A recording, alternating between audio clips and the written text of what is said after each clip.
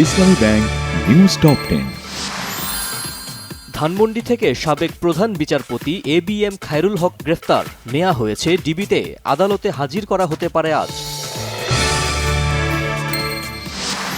কারিগরি ত্রুটির কারণে দুবাই থেকে আসা বাংলাদেশ বিমানের ঢাকাগামী একটি ফ্লাইট মাঝপথ থেকে চট্টগ্রাম বিমানবন্দরে ফেরত গেছে।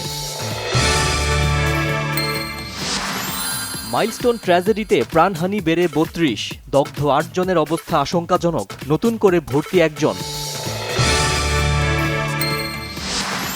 হাসপাতালে প্রয়োজনীয় স্বাস্থ্য পরীক্ষা করিয়ে বুধবার রাতে বাসায় ফিরেছেন বিএনপি চেয়ারপারসন বেগম খালেদা জিয়া। ব্রাহ্মণবাড়িয়ায় পদযাত্রা কর্মসূচির আগে শহীদ পরিবারের সদস্যদের সাথে মতবিনিময় করেছেন এনসিপি নেতারা। কর্মকর্তা কর্মচারীদের পোশাক সংক্রান্ত নির্দেশনা গভর্নরের নির্দেশে প্রত্যাহার করা হয়েছে, জানিয়েছে বাংলাদেশ ব্যাংকের মুখপাত্র। আইনজীবী আলিফ হত্যা, পুলিশি কাজে বাধা ও আদালত চত্বরে ভাঙচুর সহ ৫ মামলায় চিন্ময় কৃষ্ণ দাসের জামিন নামঞ্জুর করেছে আদালত।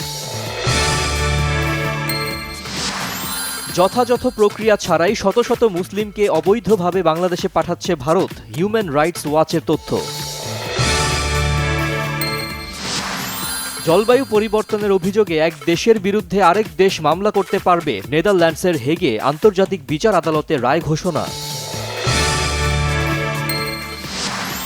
পাকিস্তানকে হোয়াইট ওয়াশ করার হাতছানি বাংলাদেশের, তৃতীয় টি-20 ম্যাচে আজ মাঠে নামছে টাইগাররা।